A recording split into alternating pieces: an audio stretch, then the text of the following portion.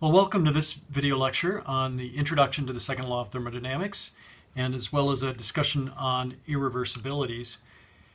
In prior video lectures, we focused primarily on the first law of thermodynamics and conservation of mass, two very important relations. They're used all the time in thermal fluid systems. We're now going to move into a different topic, and that's the second law of thermodynamics. It's not used quite as often as the first law, but it is used frequently to determine whether a process can or can't occur, and it can also be used to establish maximum limits of performance so that we can define efficiencies that we can then use to investigate the effectiveness of real operations. So we can establish a maximum limit by using the second law and then compare a real process to that idealized maximum limit and then see how close we are to achieving, ideal performance. So that's really where we get a lot of use out of the second law. So go ahead and take a look at your screen. You'll see a picture of a coffee cup. And the reason I showed this picture is because often people add cream to the coffee, like in this particular cup of coffee. And of course, when you add cream to the coffee, it mixes in and becomes well distributed within the coffee itself. That mixing process is an irreversible process. It's one of many different irreversible processes, but an irreversible process is one that doesn't naturally go back to its original state. So if you put the cream in the coffee, it mixes, distributes everywhere, but you never see the reverse happening where the mixed cream suddenly comes together back into a single clump of cream, right? That just never happens. It's irreversible when you mix it in there. And so mixing is one example of an irreversible process.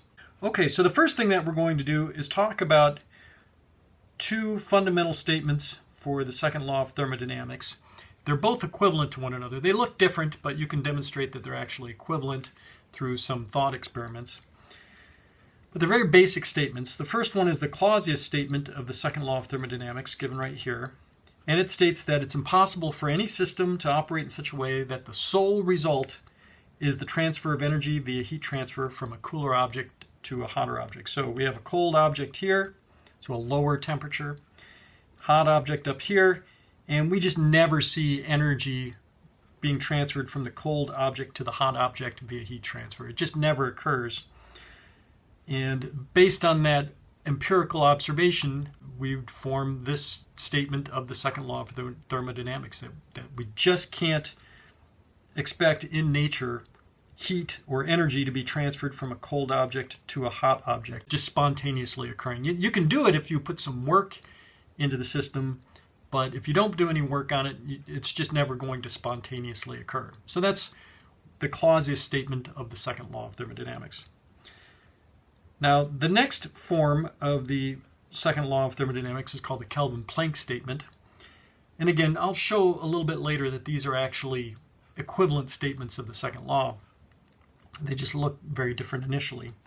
So the Kelvin-Planck statement is that it's impossible for any system to operate in a thermodynamic cycle, the cycle here is important, and deliver a net amount of energy by work to its surroundings while receiving energy by heat transfer from a single thermal reservoir. The single is an important term here as well.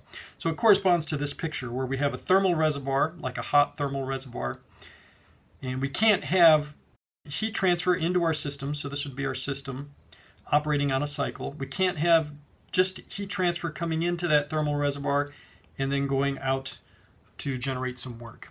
We can't have it. There's going to have to be some heat coming out of the out of the system into a cold reservoir, as we'll see a bit later. But just going from a single thermal reservoir into our system and then getting work out of it is just not possible.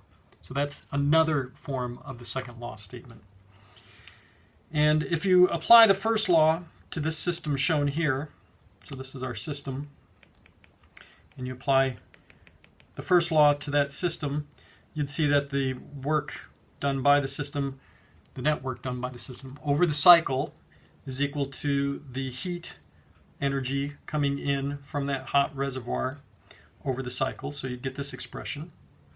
Since it's a cycle, there's no change in total energy over the cycle. And then from the Kelvin-Planck statement, we say that we can't have that work being positive for these conditions, right? That would correspond to this picture, and the Kelvin-Planck statement says it's not possible to do that. So a more quantitative way to write that Kelvin-Planck statement is to, since it can't be positive, it can only be less than or equal to 0 over that cycle. So we know that it can't be positive. It has to be less than or equal if you're dealing with a single reservoir. And one of the things that we'll find a bit later is that the equal sign only holds if there's no internal irreversibilities. So we'll talk more about irreversibilities in a little bit, but an internal irreversibility, internal just means internal to the system, and an irreversibility is something that just doesn't go back to its original state, like the mixing I talked about a moment ago. So if there are no internal irreversibilities, then you use the equal sign here. So the net work, if you do this kind of single thermal reservoir, heat coming in, at best it's going to be 0 work that you're going to get out. And then if there are internal irreversibilities that are present, then it'll be negative.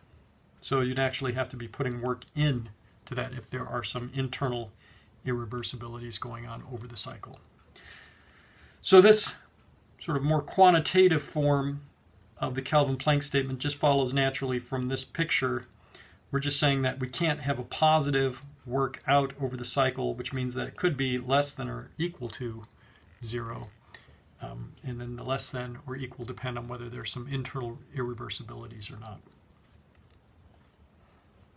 Okay, now let me just demonstrate to you that the two statements are equivalent to one another with the thought experiment shown in the picture here. So what we have is a hot reservoir up here and a cold reservoir here. We've talked about what reservoirs are. They're basically, a hot reservoir is just at a high temperature, and it doesn't matter how much energy we take out of it, it always stays the same temperature. It's infinite in size. Same sort of thing with a cold reservoir. It stays at the same temperature. It's a lower temperature. Infinite in size. It doesn't matter how much energy you put into it. It always stays the same temperature. And then we have a couple of systems here. So we have a system, kind of a traditional system here. So the picture that we have on this side looks kind of like something we talked about before when we first started talking about cycles. We've got some energy coming in from the hot reservoir, we'll call it QH, into our system. We're pulling some work out of it over the cycle. So this is all operating on a cycle.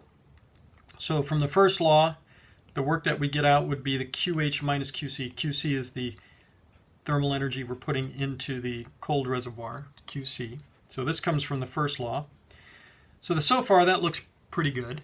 And then what we're going to do in our thought experiment is we're going to take that same energy that we put into the cold reservoir, we're going to just take it right back out and spontaneously have it move up into the hot reservoir. So this QC moves just straight up into the hot reservoir. So we're taking some energy and spontaneously moving it from a cold temperature to a hot reservoir.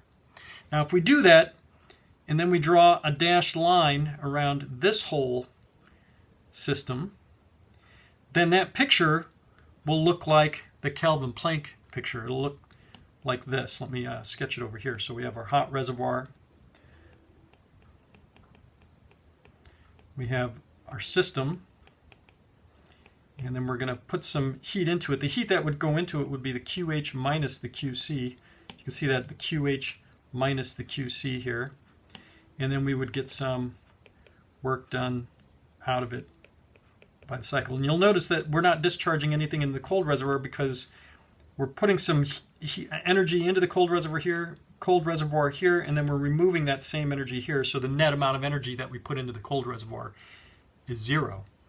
So you can see that this picture we know is the picture that we just talked about in the Kelvin-Planck statement of the second law. Looks just like that picture, right? So we know that clearly this part of the original picture, that is a violation of the Clausius statement of the second law, where we can't just spontaneously move energy from a cold reservoir to a hot reservoir. That would violate the Clausius statement of the second law, right? If we can't have that, then we're not going to be able to have this picture either. So if we violate the if we have that situation where we violate the Clausius statement of the second law, it means we're also going to violate the Kelvin-Planck statement of the second law, because this picture corresponds to system in the dotted line here. Similarly, if we say that this can't occur, this is the Kelvin-Planck statement, if we say that that's not possible, of course we could make that system, we could just expand it out into this kind of picture, and if that's not going to happen, certainly this one can happen. There's no issue with this, right? This picture is fine, doesn't violate the Kelvin-Planck statement because we're not only bringing energy in here, but we're offloading some energy too. We have two thermal reservoirs, not just one, so it's okay. So this one's okay, but if this is not okay over here, then this part must be incorrect. So if we have a violation of the Kelvin-Planck statement of the second law, then that means that we're also violating the Clausius statement of the second law. So this is the demonstrated equivalence between the Clausius statement and the Kelvin-Planck statement. That you can draw a more complex system that looks like this, where if you violate one of the second laws, you're going to violate the other, and vice versa. Okay? So that's what we mean by the equivalence of the two statements. So what I find interesting about all this is from these simple statements of the second law, the Clausius statement and the Kelvin-Planck statement, you'll see that we're going to end up ultimately defining this property known as entropy from all of this. It'll take a couple of steps to get there, but we'll define this property of entropy and then use that property of entropy to actually do some numerical calculations. And I think that's just kind of a neat thing, that we go from a very kind of general statement, these two general statements, just based on observations made in nature, and from those general statements we make it more quantitative and then define this property, entropy, that we can use to actually do real calculations. And I think that's just very interesting and neat. Okay, let's talk a bit about reversible and irreversible processes, because that's something that I started with the coffee, cream in the coffee example.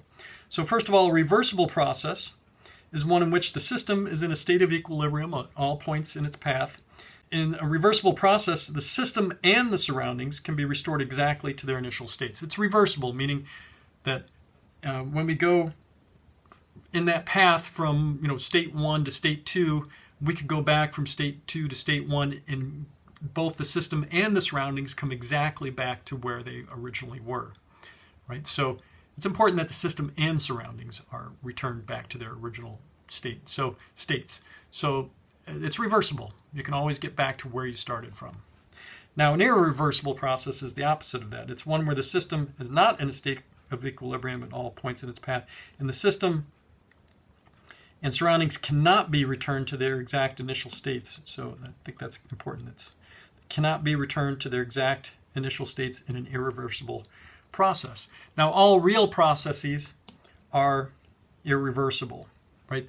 The idea of a reversible process is an idealization. Even though real processes are irreversible, it's still helpful to think about reversible processes because, again, they serve as an idealization, kind of the perfect case, and then that serves as a benchmark that we can compare against. So we can take real processes and see how close we can get to that ideal state. And that allows us to define efficiencies and compare real processes to see which ones are better than others. Okay, so it's very helpful to have this idea of a reversible process. Now, examples of irreversibilities in nature are heat transfer due to a finite temperature difference. So let's say we had two objects here, one that's hot, let's say this one's at 100 degrees C, and then this one's at 95 degrees C. So there'll be some heat transfer from the hot to the cold here. That is a finite temperature difference, right? From 100 degrees C to 95 degrees C, that's 5 degrees difference. That's a finite difference in temperature. And if you have that kind of finite difference in temperature, there's going to be some irreversibility occurring in that process because of the way the molecules vibrate and such, and then those vibrations kind of spread out. If you have an infinitesimally small temperature difference, then it becomes increasingly reversible. So what I mean by that is if this one's 100 and then the other object is 99.99999, and just kind of go out for some length here, then there'll still be some heat transfer. It'll be a small amount of heat transfer because there's not much of a temperature difference. But this difference in temperatures is very, very small. It's approaching a differentially small temperature. Rather than being a finite temperature difference, it becomes an infinitesimally small temperature difference, and so it becomes increasingly reversible. And you can imagine in the limit, where this 999 goes out forever, then it does in fact become reversible. So if you have very, very, very small temperature differences, it becomes closer to being reversible. Big temperature differences are more and more irreversible. Another example of irreversibility is unrestrained expansion of a gas or liquid to a lower pressure. So that would be like suddenly filling a tank. Like if you had an evacuated tank and then you opened it up and all this air kind of rushed into it, that would be an unrestrained expansion. The air would just suddenly fill that tank. That's irreversible because we never see in nature all those air molecules suddenly leaving the tank and going to the outside, right? That just never happens. Spontaneous mixing, that's like the coffee example, the cream in the coffee. It's irreversible. You can pour the cream in there and it'll, through diffusion, become more homogeneous within the coffee. You never see the reverse happening. You never see all the cream molecules suddenly coming together and forming a clump, right? That doesn't happen. Friction is irreversible. You can imagine that. Your friction's a dissipative process. You rub two surfaces together, energy is lost because of the vibration of the molecules involved between the surfaces, and you just don't see the molecules on those surfaces vibrating suddenly in unison to move an object spontaneously. So that doesn't occur. Electric current flow through a resistance is also irreversible because, again, we dissipate some energy via heat, and that you don't suddenly see all the molecules coming together, turning into electricity. It just doesn't happen. So these are all examples of irreversibilities, and there are other examples out there as well.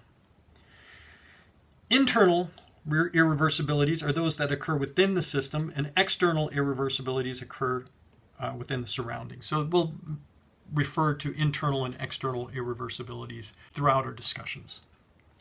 So let's do an example proving that a particular process is irreversible. And so the example is this one. We have a rigid insulated tank, and it's divided into halves by a partition. So you can see the partitions right here, and we have this valve. And the gas is all originally on one side, and then it's initially evacuated over on the other side. Okay? And what we're going to do is we're going to open that valve, and the gas will rush from one side to the other, and we're going to just prove that we can't do the opposite. We can't have, if there's gas on both sides, we won't be able to have the gas going from one side all the way back into the other, because we will show that that'll be a violation of the Kelvin-Planck statement of the second law. So let's first assume that the process is actually reversible. We'll start initially with the gas in both sides of the container, and then we'll assume that since the process is reversible, all the gas from the right-hand side will flow into the left-hand side. So we're going to assume that that's possible, okay? And that'll only occur if the process is reversible, that the gas can spontaneously go from both chambers and all the gas molecules go into one chamber. Now, if we do that, let me go ahead and sketch it out down here. So what we're going to do is assume that that's possible, so that we have all the gas in here, and it's gone through this valve. This is empty. When we do that, of course, that means that the pressure in this container is going to be higher than the empty part, right? And what we'll do is we'll attach a turbine between the filled side and the empty side. So there'll be a turbine here, and then we'll allow the gas to flow through the turbine into the empty side until the two sides are in equilibrium. And as we do that, since it's going through a turbine, we're going to extract some power coming out of it, right? There'll be some net power that we get out of that process. So now the system is back to where we have gas on both sides. So instead of being empty here, it'll have gas. It'll be in equilibrium. Right? So we assume that the process was reversible, so that all the gas molecules go from one side into the other side, and then we'll put in the turbine, and then we'll extract some power out of that. So now what we have is gas on both sides. Let me go ahead and erase this. And we'll now have gas on both sides. That's in equilibrium. Now, in the process of extracting this work from the first law, we know that if we're pulling some work out of it, and the walls of the container are well insulated, then that means that the internal energy must have decreased in that process, right? It just comes straight from the first law applied to a control volume surrounding this whole thing. If we have no heat transfer and we pull some work out of that system, then the internal energy must have decreased. There's no change in potential or kinetic energy. So to get the system back to its original state, what we must do then is add some energy in. We'll do that via heat transfer. What we'll do is we'll erase part of the wall here. We'll just remove part of it and we'll put in a thermal reservoir here, and then we'll have some heat transfer coming in to get us back to our original state.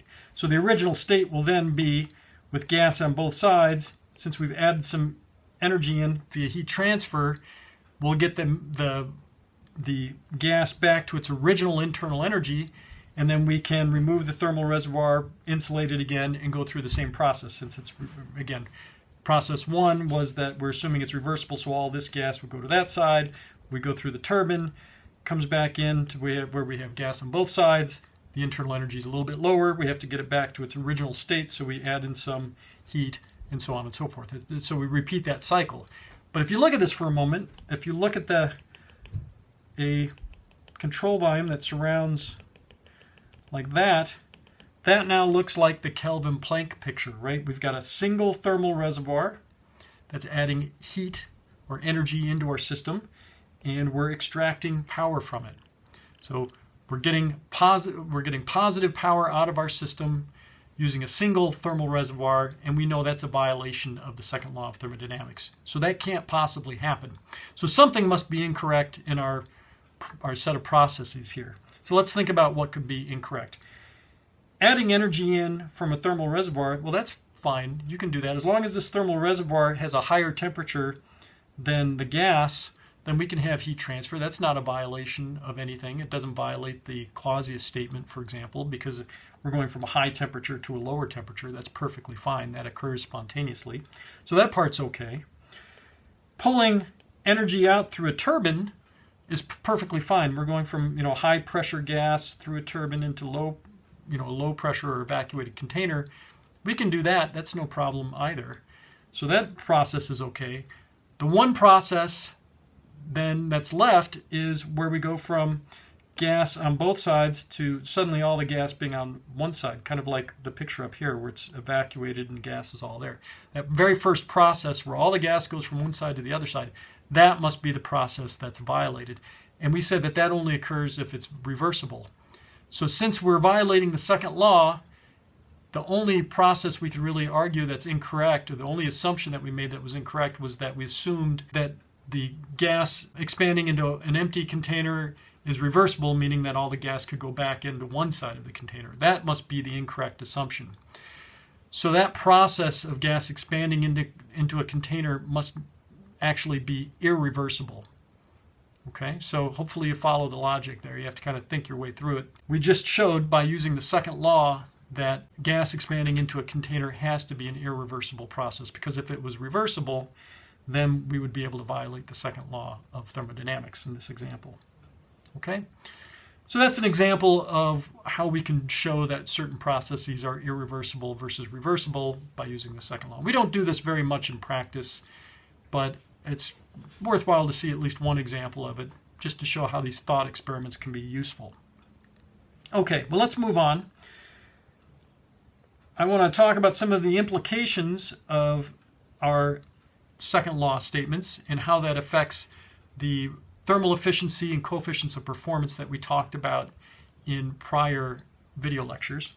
So if you recall, we had our schematic for a power cycle shown here on the left-hand side, where we have a hot reservoir that brings in energy, QH, into our system, and then we offload some energy, the QC, into a cold reservoir, and we get some power or work out of that cycle. And then our refrigeration or heat pump cycles are shown here, where we put some power or work into our system, and that allows us to move energy from a cold reservoir, the QC here, into a hot reservoir, QH.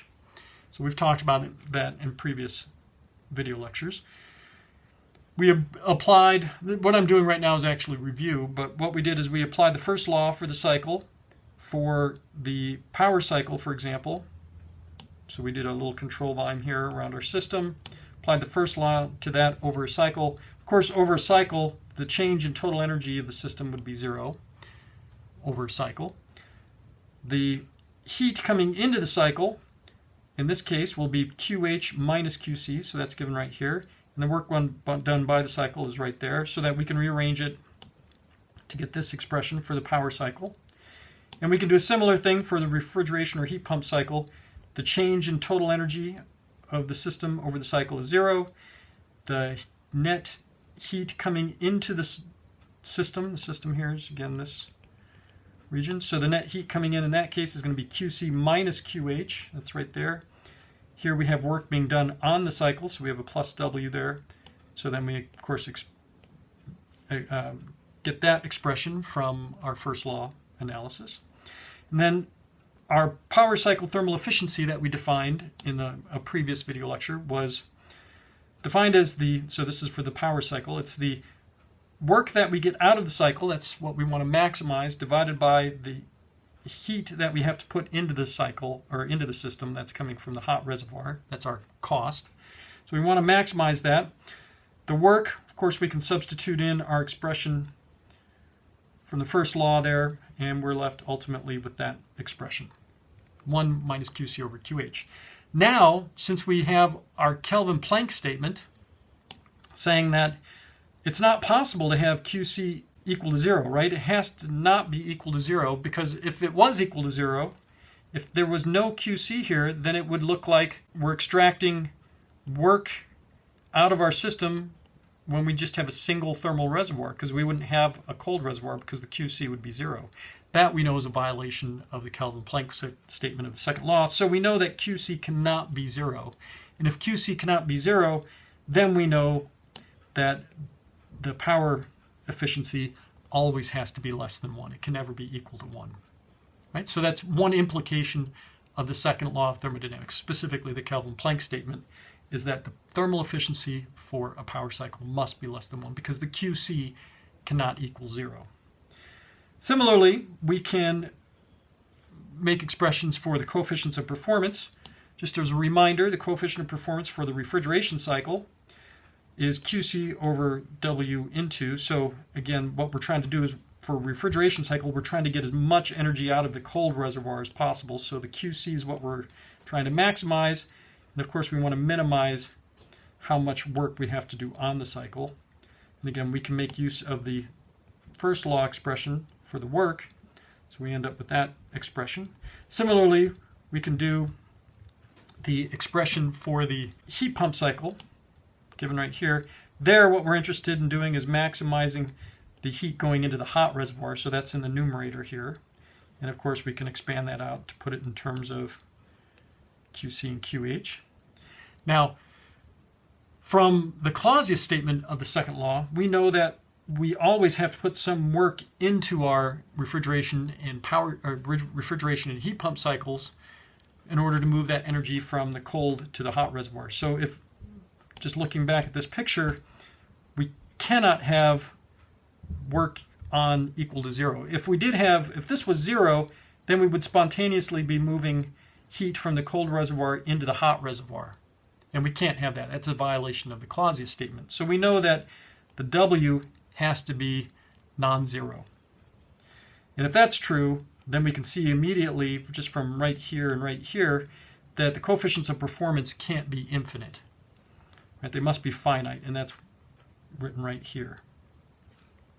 So again, making use of the second law of thermodynamics, we know that the coefficients of performance, which are measures of efficiency of heat pump and refrigeration cycles, they can't be infinite. And from the Kelvin-Planck statement of the second law, the thermal efficiency of a power cycle has to be less than 1.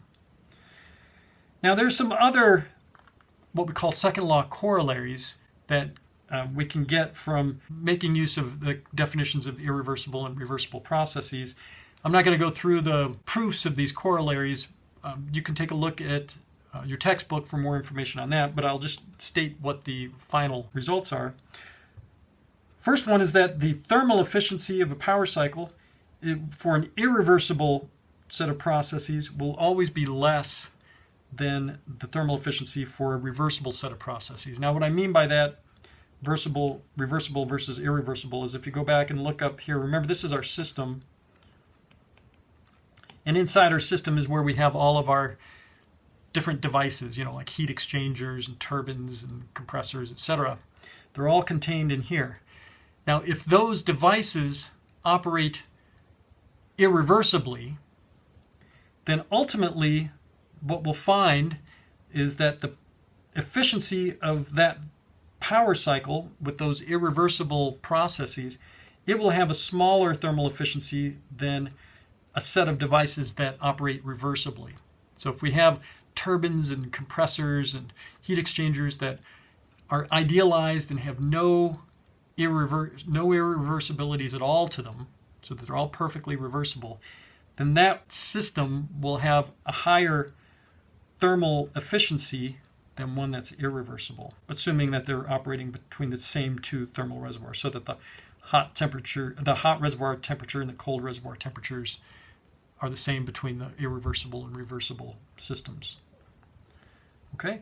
Similarly, if you have two reversible systems, maybe the order of the compressors and turbines and heat exchangers looks a little different within that system, but they're all reversible. So two different kinds of systems, all reversible components, but maybe just rearranged differently. Those thermal efficiencies will be equal to one another. So the thermal efficiency of System 1 and the thermal efficiency of System 2, again, if they're operating between the same thermal reservoirs, if they're all reversible, they'll have the same thermal efficiency. So it doesn't really matter what a reversible system looks like. It'll have the same thermal efficiency as any other reversible system. You can show the same kinds of arguments for the coefficients of performance for heat pump and refrigeration cycles, that the coefficient of performance for a system that's irreversible is less than the coefficient of performance for a system that's reversible, and any two reversible systems, just rearrange the components or make them look a little different, but as long as all those components are reversible, those coefficients of performance will be the same as long as you're operating between the same thermal reservoirs. The same thermal reservoir statements are pretty important here. They have to have this operating between the same thermal reservoirs here. Okay, so these corollaries are important. So we know that reversible systems will give us the maximum performance, because if it's irreversible, it'll be less than the reversible case. And it doesn't matter what the reversible systems look like, they all give you the same kind of performance. So these are actually pretty important corollaries that we'll make use of. Just to recap, we talked a little bit about the Kelvin-Planck statement of the second law of thermodynamics as well as the Clausius statement of the second law of thermodynamics. We showed that those two statements, even though they look quite different from one another, are actually equivalent. We then also talked about what is meant by a reversible process and an irreversible process. We talked a little bit about internal irreversibility versus external irreversibility, as well as what kind of real things cause irreversibilities. We went through a little example showing how we can prove that a process is irreversible by using the second law of thermodynamics. That was the evacuated tank situation. Then we talked about some of the implications of the second law, namely, we showed that the thermal efficiency for a power cycle always has to be less than 1. Coefficients of performance for heat pump and refrigeration cycles always have to be finite. And that reversible systems give the maximum performance as compared to like an irreversible system. An irreversible system won't have as high of a thermal efficiency or as high of a coefficient of performance.